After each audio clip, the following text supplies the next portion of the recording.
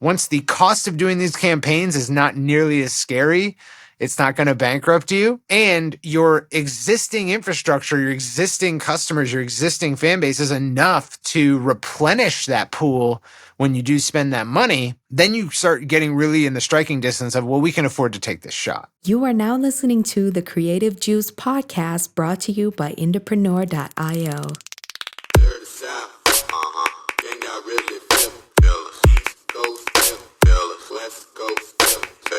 What's up, Indies? Welcome back to the Creative Juice podcast. This is episode 283. Jesus. I know, crazy, right? It's crazy. This is episode 283, and we're going to be getting into some of the differences between how labels market and how we as indies market, and when it's appropriate to mix and match those two sort of marketing philosophies. I'm your host, Jack McCarthy. With me, as always, is my awesome co-host, Cirque. Cirque, what's up, dude? Not a whole lot, dude. I'm actually very excited to get into this today. And yeah. I'm excited as well. Last week we had Andy Hunter, our IndieX strategist and lead guitarist of As December Falls, on the show. And we sort of scratched the surface of this topic of the way that labels market and press and PR and direct response. And you brought this topic to the topic pool for the show to talk about, like, okay, well, like, when is it appropriate to market like a label? How do you do it? When is it appropriate? And I think this will be a fun one to explore because we've seen this kind of transition happen a number of times over the years with some of our clients at the agency and some of our sort of core community members and team members.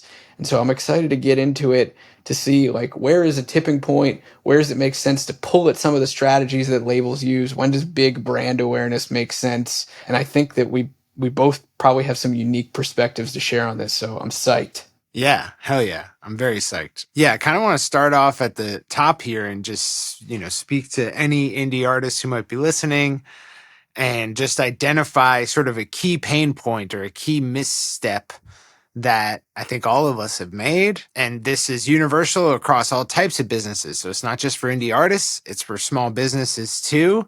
And I know, having been, a serial entrepreneur out of college, that it's easy to make this mistake. Most small businesses, when they start up, they take their cues from large businesses in terms of how to grow, how to market. And as it turns out, that the style of promotion and marketing that very large businesses use is entirely inappropriate for a startup or a brand new business, where the goal should be to acquire customers rapidly at a discount to grow the revenue while also growing the amount of people who are willing to transact with that business. And instead, if you look around at the business landscape and you decide, like, I'm going to just copy what Coca-Cola is doing or Tide's doing or, a grocery store chain is doing or a fast food chain is doing, you end up with some very inappropriate, expensive forms of marketing and advertising that really are not going to drive sales for a small business in the way that they would for a large business. And the same thing happens with indie artists. We look to, the mega stars of the music industry and look at how they came up and try to glean what we can and then try to sort of replicate that. And it's just the incumbents and the way that they market is inappropriate for smaller artists. Same for small businesses. Yeah, I think it's a good starting point for us to kick this off with, because it's especially rampant in music.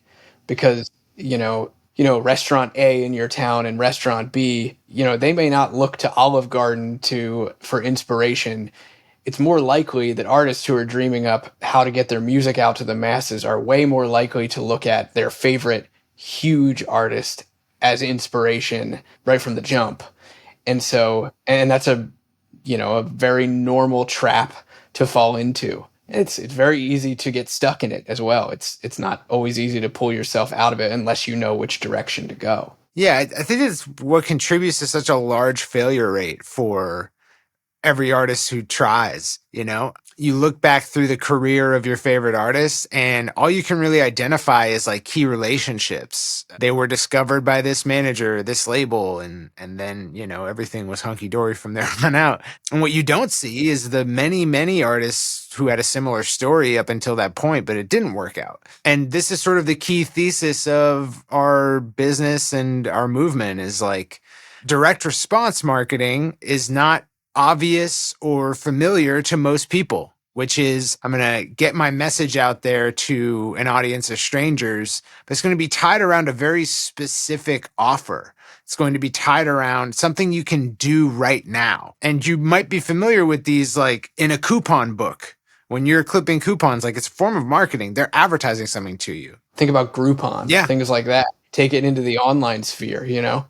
Yeah, where the goal is like, we're putting this message in front of people, but the end result, the action that they should take is very specific. It's claim this specific offer. And sort of direct response evolves out from there. We're not going to go into it all this episode, but it's ultimately based around a series of offers. You have you have traffic, conversion, and return paths. So you have a way to get people's attention and put a message in front of them. You have an offer you're trying to make them. And you have a way to get back in front of them if they take that offer or if they don't take it. That's different. So I can talk to just the people who took offer A and give them offer B. Or I can talk to the people who didn't take offer A and not the people who took it and offer them something else. So that's sort of like a simplified version of direct response. It's supposed to elicit a direct response. You're supposed to respond in a specific way to the messaging, to the marketing. And there's always a way to communicate with those who take whatever offers. And what it unlocks, what it makes possible, as opposed to sort of branding or large scale mass marketing, is it unlocks the ability to very specifically track and communicate with an audience. You can very specifically know how many people have taken offer A, how many people are right for offer B. And so that allows you to get very mathematical and precise and not waste money. Whereas if you were to go run, first of all, advertisements are very expensive to produce on a large scale. So if you're going mass media and television commercial, radio commercial, these are expensive to produce. The ad space, the ads themselves are expensive to buy. And if no one's ever heard of your brand before and you don't have a whole lot of economies of scale or infrastructure built in, going out and advertising that like your brand is like energy or whatever is not going to elicit a very fast response. It's not going to get people to go claim your offers. So when you're just starting out, your goal is to acquire customers at a cost that's cheaper than the revenue those customers bring in. And the best way to do that is with direct response.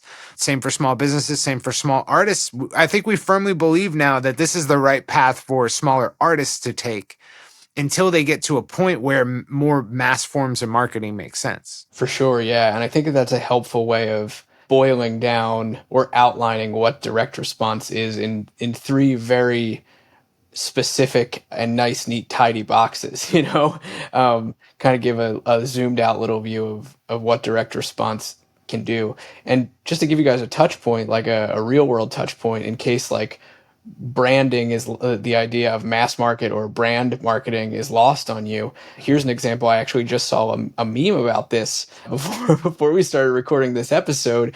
Think back to the 90s and the Got Milk commercials.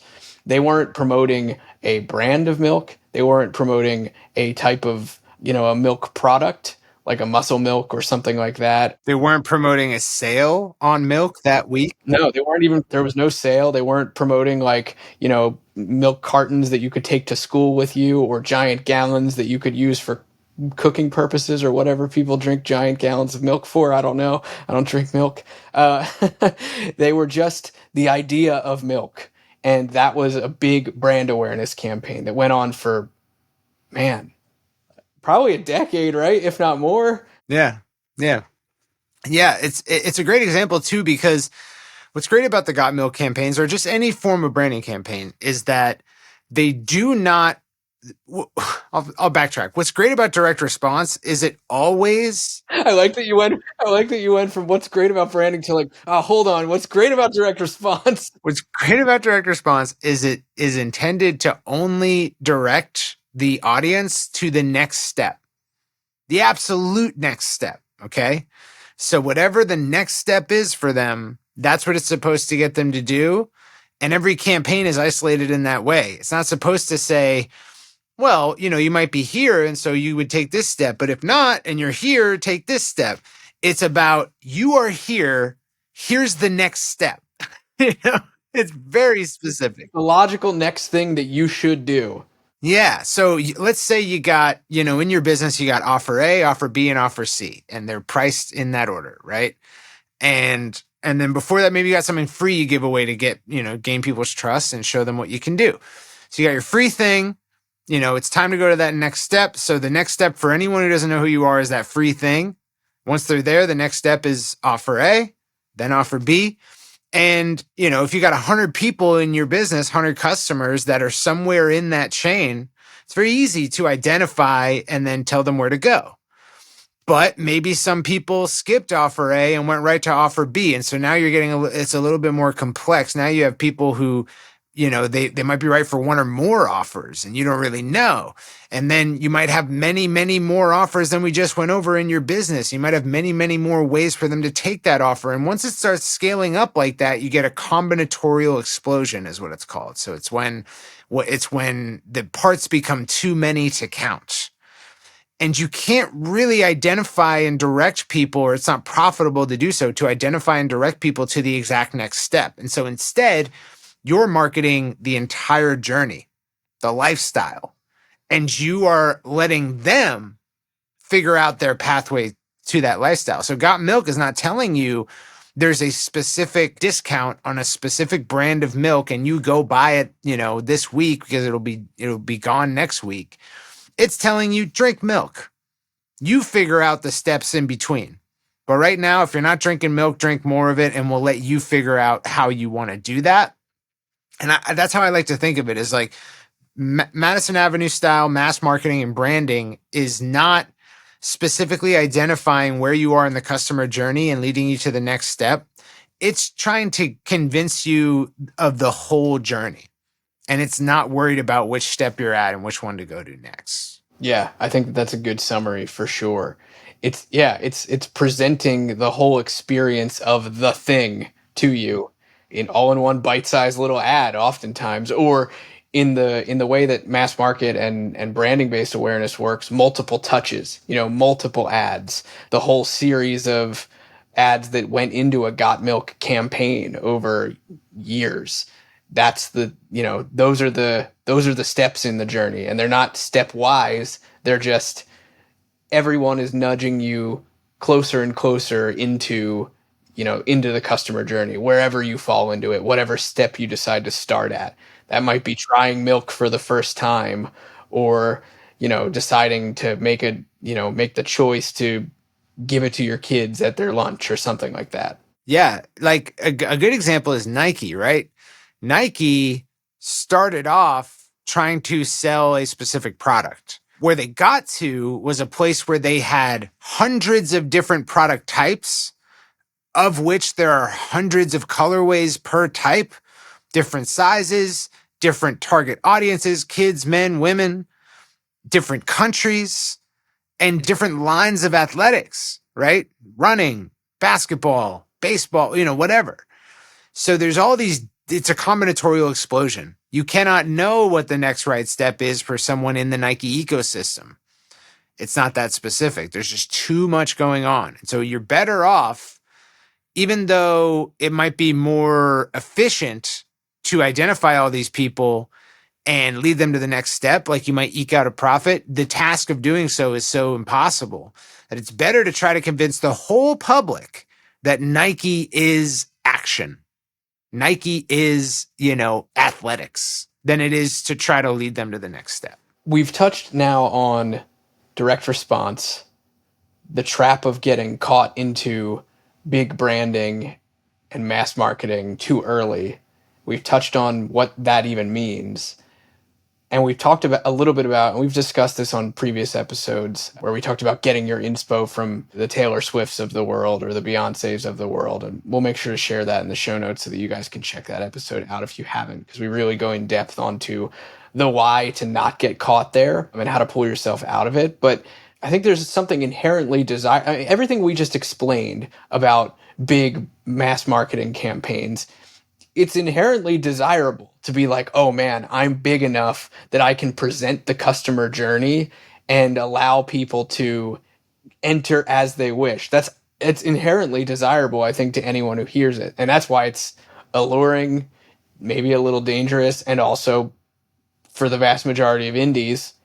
And I would even argue some of those bigger artists that only focus on that, why it can be largely ineffective. But it is sexy. It's cool, and it's something that I think a lot of people want to get into. Who doesn't want to be Nike, Who doesn't want to be Disney? Of course you do. And I think that there are certain instances where employing some of the techniques and the strategies in big brand awareness campaigns can be really valuable for an indie if you find yourself in a position to do so.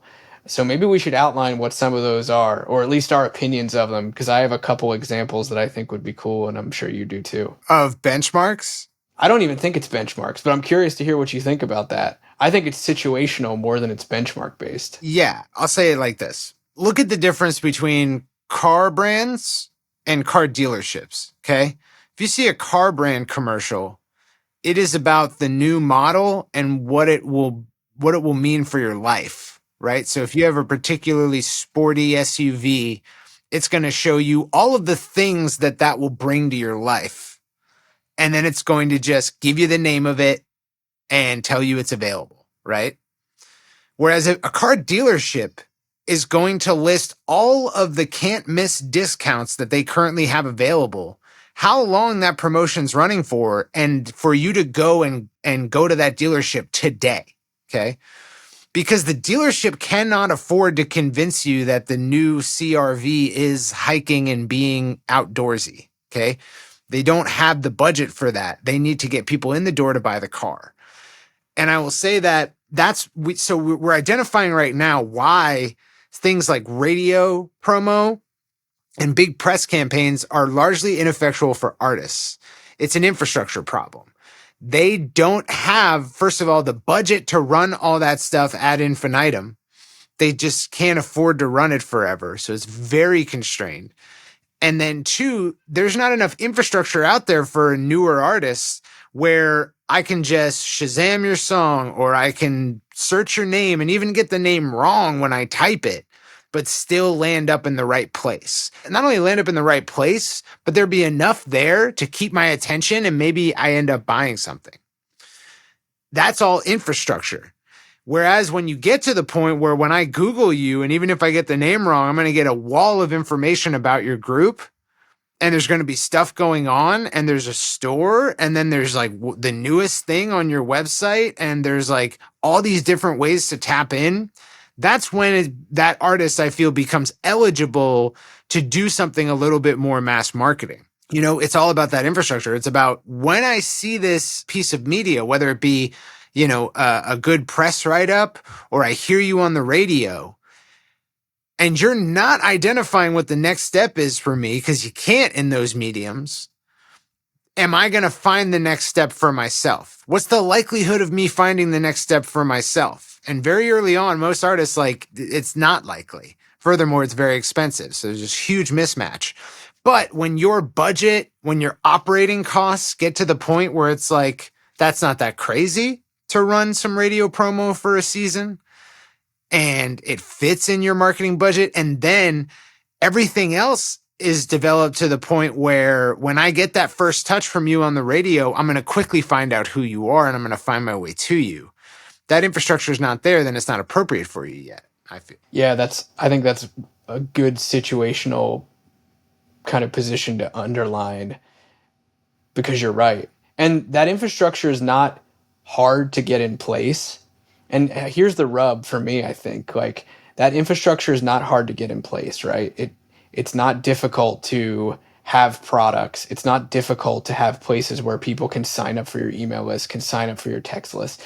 It's not, I won't say it's not difficult, but it's not impossible to set yourself up. You could feasibly head straight for it, right? It's not impossible to have a strong social media presence, or at least not have social presence that makes people go to you and find a ghost town. None of that is impossible, or even really that difficult at the most base level. However, what is difficult is ensuring that all of that infrastructure is right and is working and really guides people through those next steps, because likely your first swing at that isn't going to be the thing that's like, yeah, this is like easily encouraging people to go through a customer journey with me. It's more likely that your content isn't as good as it could be, even if it's there. Your bribes, your ways to get people onto your email list aren't as good as they could be, even if they're there. They're not compelling. Your products in your store might not be good if you have a store. So even if you check, it's not a, I guess I'll put it this way, it's not a checkbox, right? It's not like, okay, I got the list of infrastructure. Yeah, well, not only that, you also have cost on the other end of that. You have infrastructure and Right, costs. So. right. But that is a really good point. That's like criteria number one, I think. In my mind, and something that I've seen play out in a situational sort of spot for a number of artists that I've worked with, has been sometimes it's appropriate to move into mass marketing, branding type of advertising campaigns when you have virality. And that's, very situational, because it doesn't catapult you into doing that forever. It's kind of like capturing a moment in time.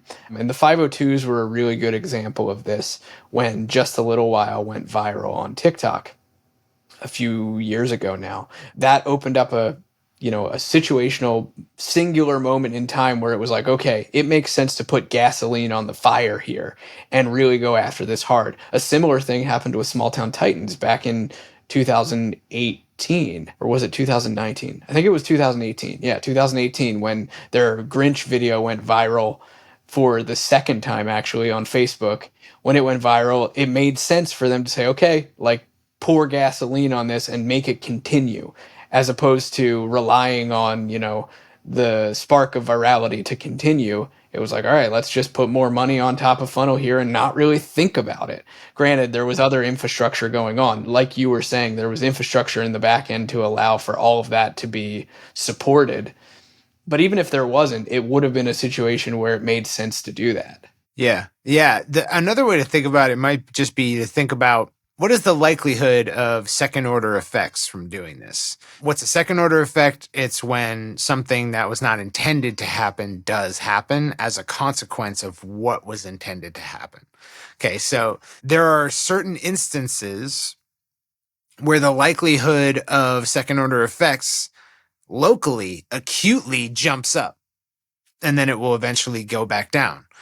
But what I mean to say there is that the 502s went viral on TikTok, and shortly thereafter, they were on Billboard. They got a bunch of Spotify editorial playlists. They got a bunch of nice press write-ups, and their tour went well as a result. They had people banging down their doors to talk to them too. Right. So these were all second order effects of the initial action, which was they went viral on TikTok because they put out a piece of media that did particularly well. If they hadn't poured gas on that fire when it went off, maybe these second order effects wouldn't have happened. Yeah. And so if you can make that jump, it's like, well, if we just really keep our foot on the gas here, like these other things might happen, then it can make sense. And then you have to kind of measure that against the value of these second order effects. Like maybe it cost me 20 grand in additional paid marketing spend to get there. Does it represent a $20,000 opportunity or greater? Yeah. I would say in their case it did. But yeah, like if you think about it, another key component of this is like when you're ready to start doing these larger plays, whether that be paid spend without a goal. So like you're advertising a bunch, but there's no follow-up sales action you're trying to get people to take. It's all just awareness and exposure. Like blog PR is that, right? Radio promotion is that. There's nothing really that people can do that's going to make you that much money as a result.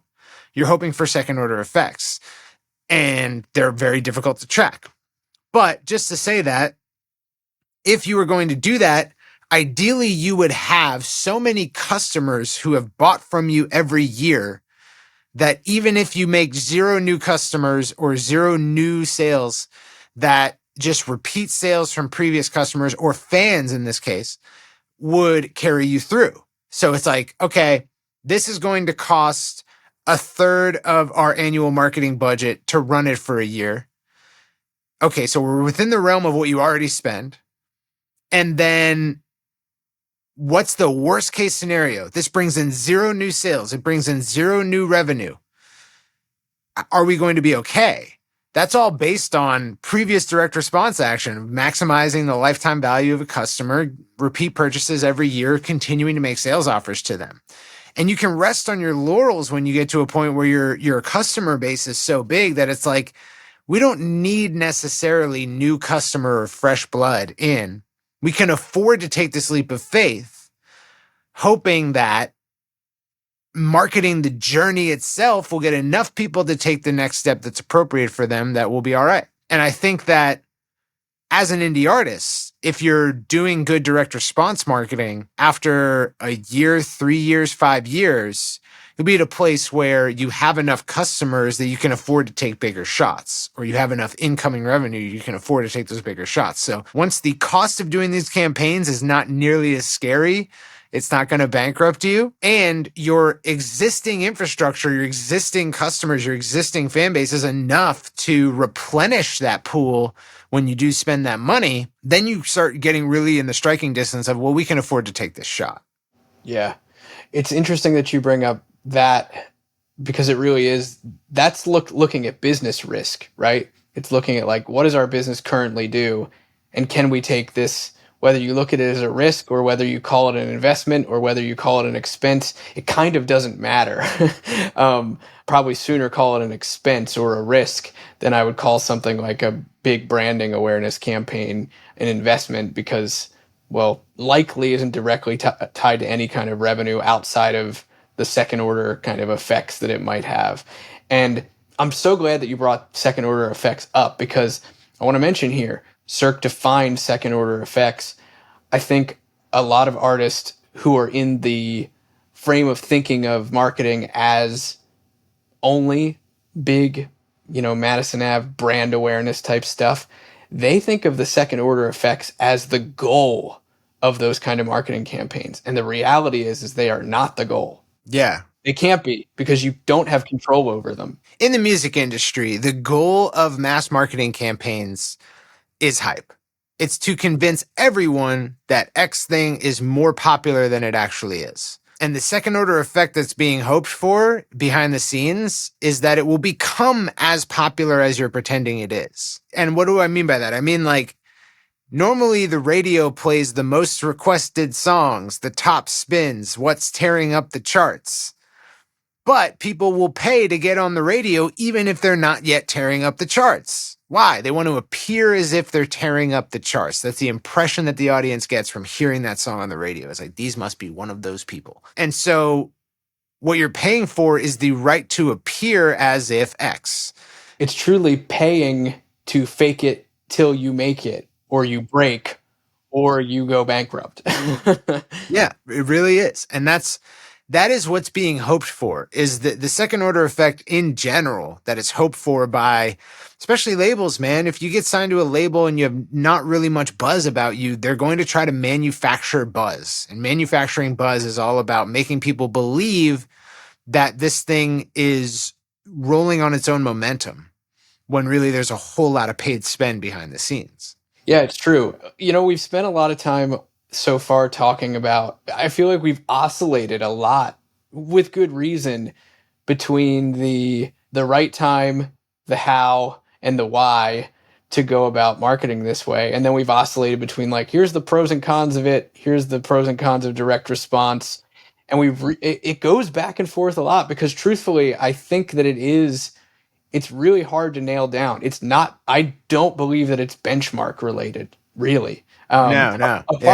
Apart from what you were talking about regarding, like, if you've got a healthy business where where you truly know what you can bring in revenue from your customers and you could make a risky investment. Apart from that, like that's really the only benchmark I would look at would be your revenue and like what keeps your lights on, so to speak. Other than that, it's like very situational in my opinion, you know, tight moments in time, viral events that are happening. And really those are the only two things. Yeah, I would say like there aren't a whole lot of artists for whom it makes sense to do just always on mass media. It's just from a dollars and cents standpoint. Like if I'm going to be a real stickler about like, oh, this has value or it doesn't, I would say that like it still doesn't really have value. I don't know. I hate to like pigeonhole myself as just like a curmudgeon when it comes to mass media marketing, but I'll say this: mass media marketing gives you brand power that you cannot get through direct response alone. You know, the reason that Beyonce could come out with a television show tomorrow and it would be a hit is because the Beyonce brand is so strong, and brand building is mostly done through mass media. For the reason that I can't say that mass media is worth it ever is because it has no attribution. I cannot attribute a specific result to the fact that you ran this branding campaign or you've been doing these radio promo or press, right? The results of it happen cumulatively over time and cannot be traced back to the original event. So I'm always going to give that answer is that like, it's probably not worth it because it's not worth it in the traditional sense of how we mean worth it. Right. But there are people for whom, if you ask them, like, would you change it now? Like they would never change it because it built their brand. So when you want to start making that transition to a brand, that's when mass media starts coming into play. And how much of it do you do? Not how much of it's worth it. It's how much you can afford. Right. Because none of it's worth it.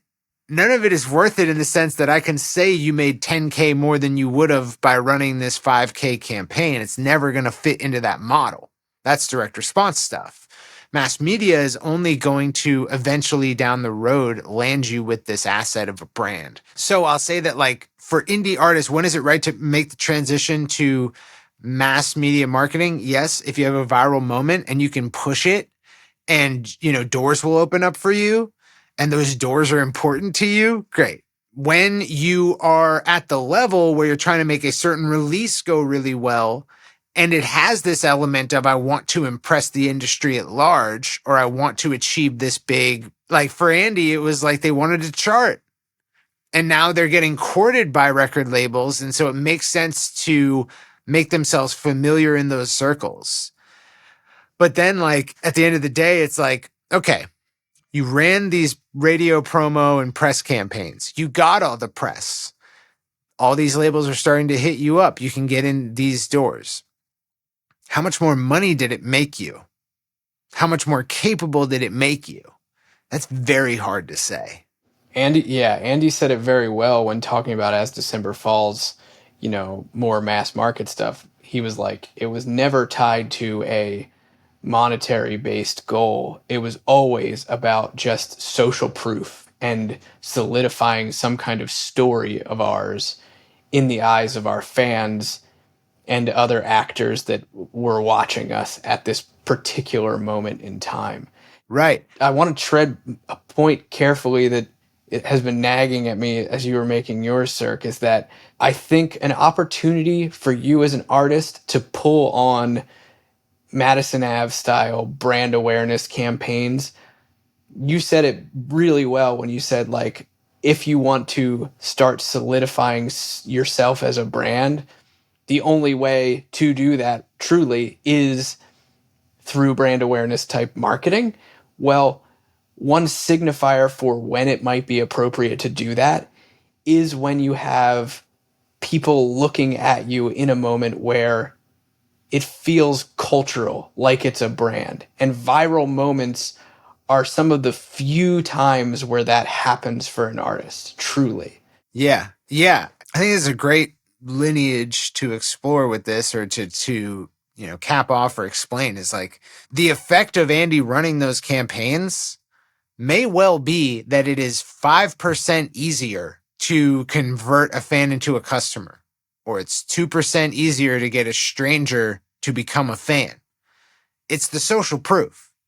The mass media gives you social proof and brand authority at a scale where all of your other transactions, all of your other goals might become slightly easier. So, when the fan Googles you and they find all this stuff that's warm, like, are they going to be more likely to continue pursuing or continue researching or investigating than they were before without it? It's like, yeah, that's the whole goal of this stuff. It's like a lubricant. It lubricates the customer journey for the rest of everyone who's ever going to encounter you. That's a great analogy. Yeah. Yeah. So it's not going to actually result in any specific sales. It's not going to result in any specific, increases in revenue, but system wide, it affects the whole thing. It makes it easier to do all these things. It's an interesting and unique spot and a very, sometimes can feel like a very fleeting or urgent time for artists who find themselves in those moments where it makes sense to pull on these types of campaign strategies. It's funny, every time I've talked to an artist or a band that's found themselves in a position where they're wondering like, hey, should I spend X number of dollars on, insert thing here, PR, press? Should I drop 10 grand on my TikTok ads with no CTA right now? It always comes with very nervous voices. It's really funny. I mean, it's not funny for them. It's funny for me. It comes with very nervous voices and a sense of like, I think this moment is going to pass me by quickly. And the truth is, like, it might, I think that happens a lot. And so there is this sense of, if you're not thinking about it clearly, it can be very tempting to just burn a whole lot of money. Or if you are thinking about it clearly and you know what you're getting into, it can be a really effective amount of brand awareness spend. Additionally, kind of middle way between those two ideas, like the frameworks that I think we've talked about here for thinking about like the who, what, when, where, why, and how of these types of marketing strategies. If you think this way, it can put you in a position to make like the right choices about how much you spend. And that could be the difference between having like a really good year for your music career or a really bad one, just dollars and cents wise. Yeah, I think Andy said in that episode, he was like, well, the distributor that they have a relationship with, the press came in handy in their conversations with playlisting, right? Yeah. It's like the press comes in handy in everything, right? So you're kind of really just buying an asset. Like, having this social proof is an asset to all of your other things you're going to be doing. So like if you're a t-shirt company and you buy a t-shirt, pressing machine, it doesn't actually help you get any specific sales. It just makes a large volume of future sales easier, more cost effective. It makes maybe there's a quality increase and the customer has a better affinity for the brand. And that's really what we're talking about. It's like we're talking about a slight quality increase to your public presence that makes everything else kind of easier. That's definitely a good analogy. I think another one that might be useful to think about here is like when you think about mass media on a business, a local business, even a small business, it might not just be TV commercials like Got Milk. It might be that your business is on, the big road sign when somebody enters your town. A lot of towns will have like welcome to wherever, and there's businesses listed under it, and you pay to have that kind of exposure. It doesn't have a sign pointing to your restaurant or your coffee shop, but when people come into town and they stroll by, they're like, oh yeah, I saw that on the welcome to sign. Like, they're probably valid. I should go there. It greases the wheels a little bit. Yeah, it's a slight nudge, right? Yeah. I would say like, when is it right to entertain press, radio promo, bigger sort of less offer-based advertising campaigns, lots of exposure stuff? Like, when is it right to entertain that? I would say like, you want to have a solid business first. Like, ideally your full-time music before you ever do anything like that, or could be. And the spend it will cost, like, you want to be in a place where it could do absolutely nothing and you're not going to go bankrupt. You're just not going to like materially harm your business. And once you're there, then you can start worrying about these nice to have things like branding, I would say. Yeah, I would agree. And again, like, in addition to all of that, look for the micro moments where you could test the waters with this sort of thing. Because I don't think it's binary. Like, right.